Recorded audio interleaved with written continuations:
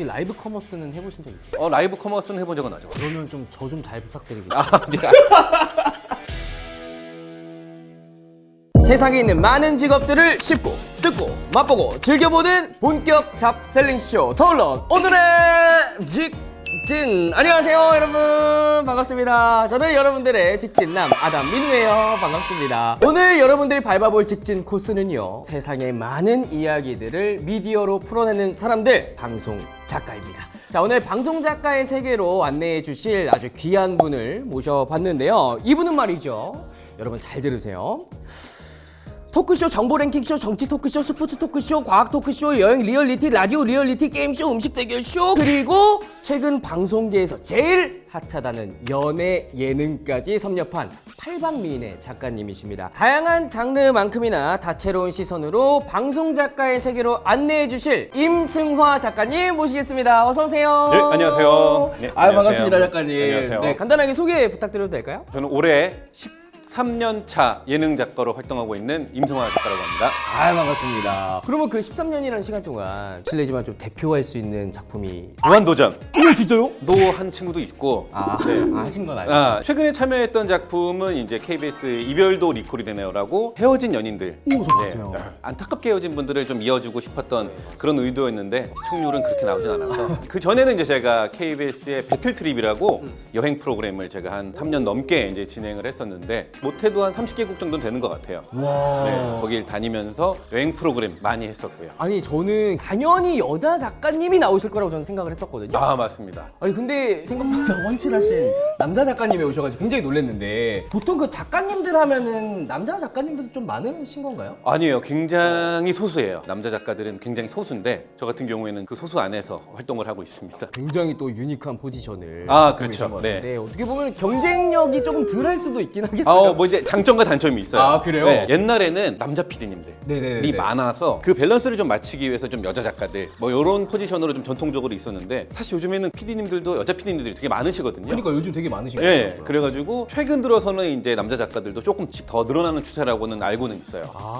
아니 근데 지금 현재로서는 이제 예능 작가시지만 네. 이전에 특별한 이력이 있다고 들었어요. 아. 기자님으로 또 활동을 하셨다고. 제가 이제 전공이 언론 홍보, 이제 신방과라고 하죠. 옛날에는 전공이 그쪽이어가지고 막연하게 이런 일을 하고 싶다고 해서 처음에는 이제 거기로 취업을 했었죠. 그러면 원래 학창 시절부터 꿈이 기자셨어요? 아니면 작가님이셨어요? 원래는 꿈이 그냥 기자였어요. 아. 원래는 꿈이 기자여서 나름대로 세상을 바꿔보고 싶다. 네. 뭐 이제 이런 마음을 갖고 일을 시작을 했는데 세상을 바꾸기가 쉽지 않죠. 네.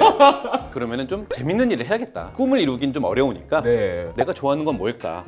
내가 재밌어하는 건 뭘까 하는데, 개인적으로 되게 이제 농담하는 것도 좋아하고 되게 이제 친구들 사이에서도 시끄러운 친구들 하나씩 있잖아요. 개그캐. 네, 그렇죠. 제가 뭐 개그맨은 할 수는 없으니까 좀 보조할 수 있는 직업이 있으면 어떨까 해서 찾다가 방송 작가 쪽으로 이제 시작하게 됐습니다. 세상을 바꾸고자 나는 기자를 하겠다라고 시작을 했지만 이 옷보다는 좀 더 나한테 재밌고 더 잘 맞는 옷을 네. 입어보자 해서 방송 작가로 전향하시게 되신 그렇죠. 거죠? 세상을 웃기고자. 세상을 바꾸는 게 아니라 세상을 웃기고자. 네, 그렇죠.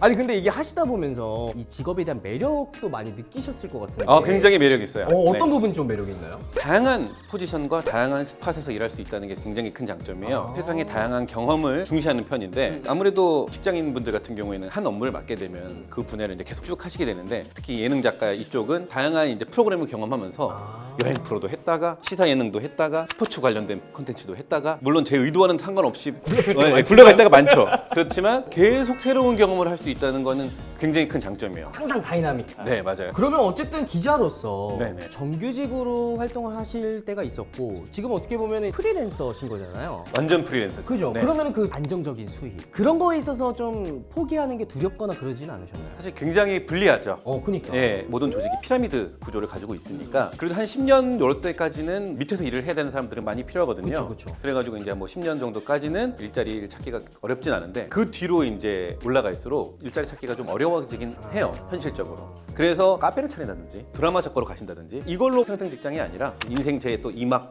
3막을 위해서 이 경험을 바탕으로 다르게 도전하시는 선배님들이 많으시더라고요. 요즘 다 엔잡러 시대이기 때문에 우리 작가님들도 마찬가지신 것 같은데, 그러면 작가라고 했을 때의 다양한 좀 카테고리가 있는 걸로 알고 있어요. 드라마 작가, 라디오 작가는 방송 작가라고 하기에는 조금 애매한 부분이 있는 건가요? 아닙니다. 실제로 한국 방송작가 협회라는 조직이 있어요. 크게는 이제 예능, 교양, 드라마 이런 식으로 좀 구분을 하긴 합니다. 서울로 오늘의 직진 같은 경우에는 유튜브에서 지금 보여드리고 있잖아요. 네네. 유튜브 작가님들도 뭐 따로 있으세요? 사실 요즘에는 진짜 미디어 환경 계속 변하고 있잖아요. 계속 바뀌죠. 프리랜서니까 네네. 다들 이제 각자 분야에 맞게 같이 작업을 하고 있는 걸로는 알고 있어요. 장르도 어쨌든 내가 원하는 대로 상황만 맞는다면 계속해서 바뀔 수 있는 것도 장점이겠네요. 그런데 보통 이제 경력을 인정받는다고 하잖아요. 경력을 인정받으려면 처음부터 예능에서 시작하시는 분들이 경력을 조금 인정받는 경우도 있는데 교양, 예능 안에서는 조금 자유로운 편이에요. 그렇구나. 네. 이번에는 이제 김 작가님께서 처음으로 맡으셨던 프로그램이 좀 기억나시나요? 처음 시작한 프로그램이 런칭이 안 됐어요. 진짜요? 네, 뭐 되게 방송계에서는 되게 그런 일들이 흔한데 한 달 전에 연출진과 작가진과의 약간의 어떤 트러블로 결국 이제 작가진이 통째로 나오고 새로운 작가들이 투입되는 어머머머. 비일비재한 일이었는데 그래요? 첫 프로그램부터 이제 그런 기억이 있어서 여기 되게 만만치 않은 데구나라는 생각이 들었던 기억이 있습니다.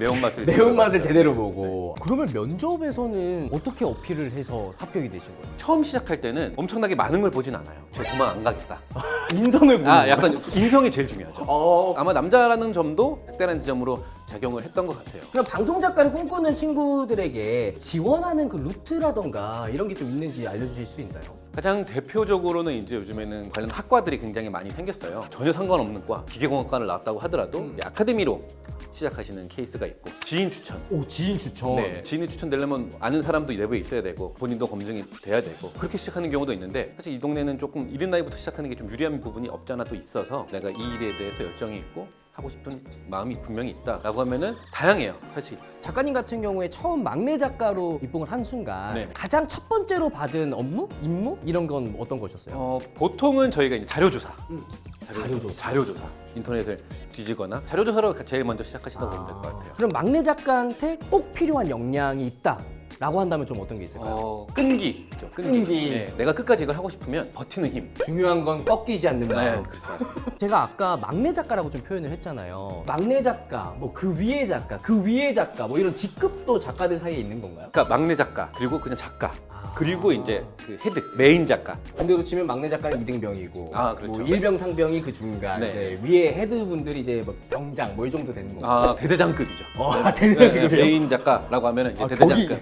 그럼요. 궁금한 게 막내에서 서브에서 메인 이렇게 넘어가는 그 텀의 주기가 어느 정도 돼요? 요즘에는 그 미디어 환경이 변하고 있다 보니까 그쵸. 막내에서 막내가 아니게 된 경우는 금방 돼요. 한 1년? 근데 이제 그 위에서 이제 메인 작가가 되기 위해서는 엄청나게 많은 길이 이제 필요하죠. 이 13년의 경력 안에서 나의 강점을 찾는 순간이 있으셨을 것 같은데 그게 혹시 좀 언제쯤 찾게 되던가요? 천차만별인 것 같아요. 업무가 굉장히 다양하거든요. 네네네. 섭외를 잘하는 사람, 뭐 대본을 잘 쓰는 사람, 아니면 출연자 관리를 잘하는 사람. 업무가 되게 다양하다 보니까 장점도 다양한데 저 같은 경우에는 새로운 프로그램을 만들어내는 그런 쪽에 좀 많이 특화가 돼 있죠. 그럼 반대로 나 스스로 좀 아쉽다라고 생각되는 부분이 있으신가요? 바로 전 프로그램인 이별도 리콜이 되나요라는 프로그램에서 공감해줘야 되고 뭐 이런 일들이 많은데 제가 이제 MBTI가 T거든요. T.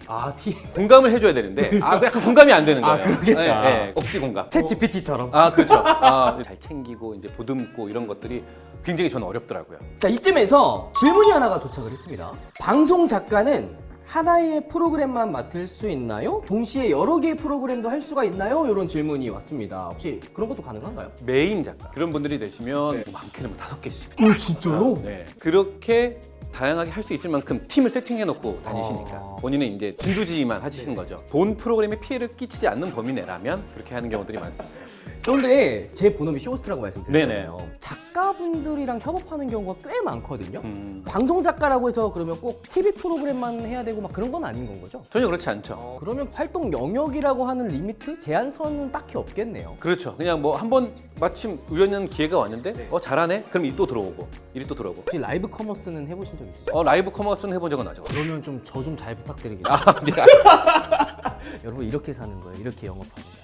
알겠죠? 실제로 방송 작가의 일이라는 게 이런 작은 인연으로 시작되는 경우도 되게 많거든요. 그럼 상생을 잘 부탁드립니다. 구독자분들이 제일 궁금해하시는 게 있어요. 작가님들의 수입, 요거 되게 궁금해하시거든요. 수입 수익도 마찬가지로 되게 아, 그래요? 천차만별이라고 하는데 어. 사실 막내 때는 예전에는 진짜 엄청 낮았는데 요즘에는 최저임금으로 시작을 하는데 직장인들보다는 그래도 올라가는 속도가 좀 빨라요. 연차가 한참 쌓일 때는 뭐 팀을 옮겨 다니면서 이제 몸값을 높여가면서 하지만 이제 메인 작가님 되시면 5개, 4개 이렇게 4개 한다고 돈 덜 주지 않거든요. 모든 조직이 그렇잖아요. 상위 몇 프로가 되면은 뭐 돈을 잘 벌 수 있다. 그거를 보고 가는 거죠. 자, 그러면 여기에서 관련된 질문이 하나가 와가지고 제가 하나 드려볼게요. 프로그램이 재방을 하면 작가도 돈을 더 받나요?